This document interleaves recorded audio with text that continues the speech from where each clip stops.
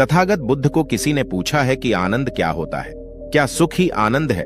अगर सुख ही आनंद है तो लोग क्यों ध्यान करके आनंद की प्राप्ति की कोशिश करते रहते हैं? क्योंकि जीवन में तो सुख हमेशा आता रहता है, यानी हमेशा आनंद आता रहता है। परंतु जब दुख आता है तब वह आनंद चला जाता है, लेकिन फिर से सुख आता है और उसके साथ आनंद वापस आता है। तब बुद्ध किस आनंद की बात करते हैं? क्योंकि अगर सुख ही आनंद है तो वह तो हमें मिलता ही रहता है। सुख के अलावा आनंद क्या हो सकता है? एक बार बुद्ध एक गांव में अपना उपदेश दे रहे थे। बुद्ध आनंद के बारे में बता रहे थे। बुद्ध ने कहा, मनुष्य का जीवन सुख और दुख से भरा हुआ है। सुख और दुख एक चक्रव्यूह की तरह है, जिसमें व्यक्ति एक बार फंस जाता है तो कभी सुखों से दुख देता है तो कभी दुख उसे सुख देता है, और वह ऐसे चक्र में फंस जाता है जिसमें सुख पाने की चाहत में वह दुख की ओर भागता रहता है। बुद्ध का उपदेश समाप्त होने के बाद वहां बैठे सभी लोगों में से एक व्यक्ति उठकर खड़ा हुआ और हाथ जोड़कर बुद्ध से बोला, हे बुद्ध, अगर सुख आनंद नहीं है तो फिर आनंद क्या है? क्योंकि मेरे जीवन में तो सुख ही सुख है।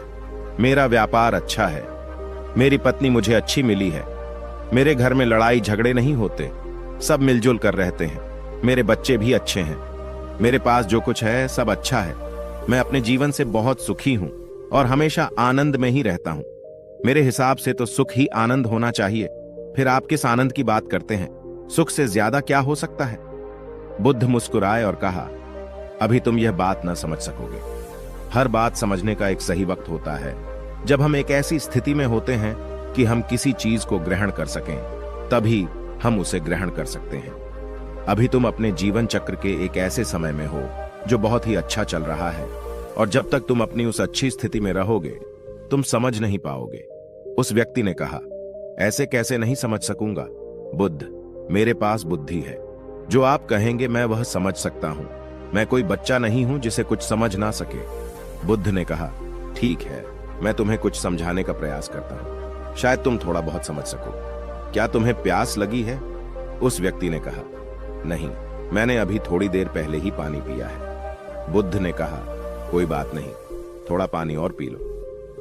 बुद्ध ने उस व्यक्ति को एक बर्तन में पानी भरकर दिया और कहा, इस सारे पानी को पी लो। उस व्यक्ति ने वह पानी पी लिया। बुद्ध ने पूछा, तुम्हें पानी कैसा लगा?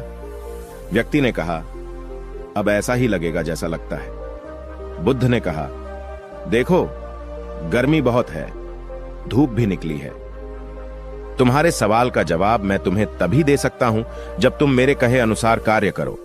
व्यक्ति ने कहा, जैसा आप कहेंगे मैं बिल्कुल वैसा ही करूंगा, बस मुझे अपने सवाल का जवाब चाहिए।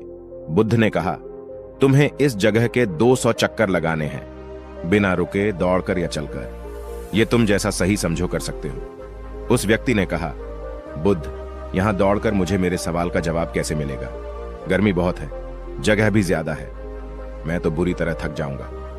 बुद्ध ने कहा, जवाब अवश्य मिलेगा। वह व्यक्ति बुद्ध के कहे अनुसार उस जगह के चक्कर लगाने लगा। बहुत देर तक चक्कर लगाने के बाद उसने सोचकर पूरे कर लिए, पर वह बुरी तरह थक गया।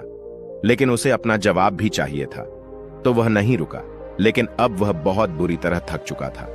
उसके कदम आगे को चलने को तैयार नहीं थे, वह डगमगा रहा था। बुद्ध ने उसे रुक जाने के लिए कहा। बुद्ध के कहने से वह रुक गया और रुककर उसने कहा, आपने मुझसे कहा इसलिए मैं रुक गया, लेकिन मुझे अपना जवाब चाहिए। बुद्ध ने कहा, क्या तुम्हें प्यास लगी है? पानी चाहिए?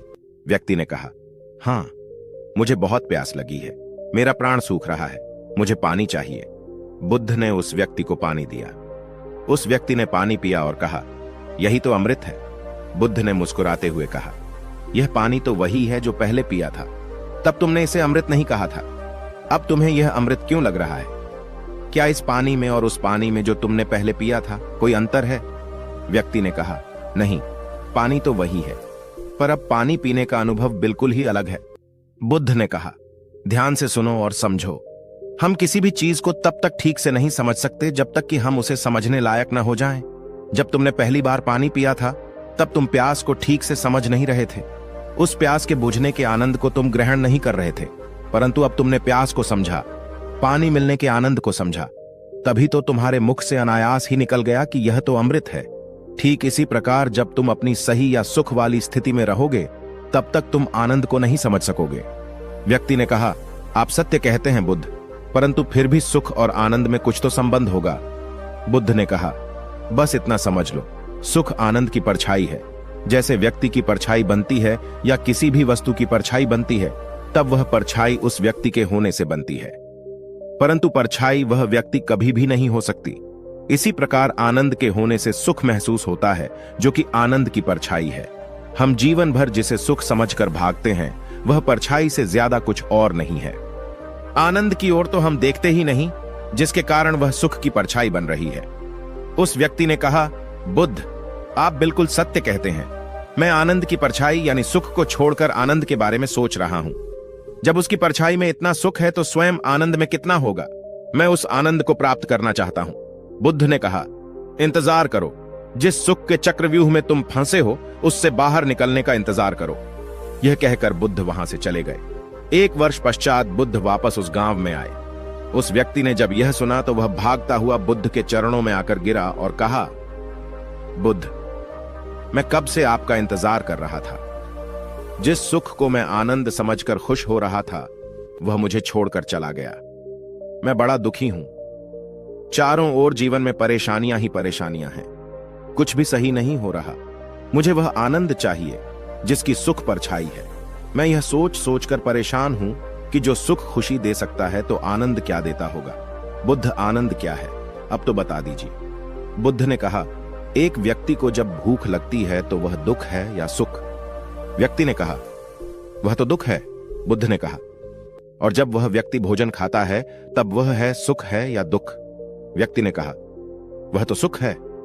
बुद्ध ने कहा, बिना भूख के भोजन का सुख लिया जा सकता है। व्यक्ति ने सोचा और कहा, नहीं बुद्ध, अगर भूख ही नहीं होगी तो कितना भी स्वादिष्ट भोजन हो, उसमें सुख नहीं मिलेगा।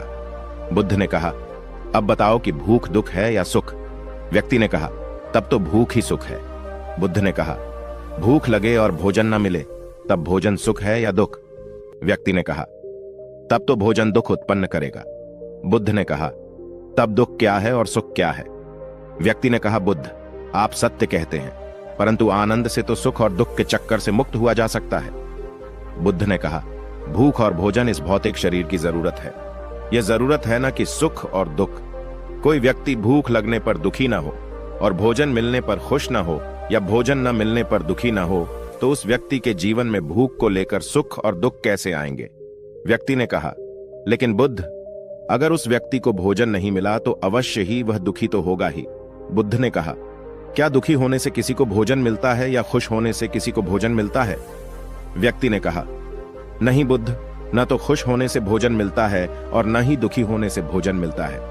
भोजन तो भोजन के लिए प्रयास करने से मिलता है। बुद्ध ने कहा, तो जो व्यक्ति प्रयास न करके भोजन मिलने और न मिलने के सुख दुख में पड़ा है, वही सुख दुख के चक्कर में पड़ा है और आनंद से बहुत दूर हो जाता है।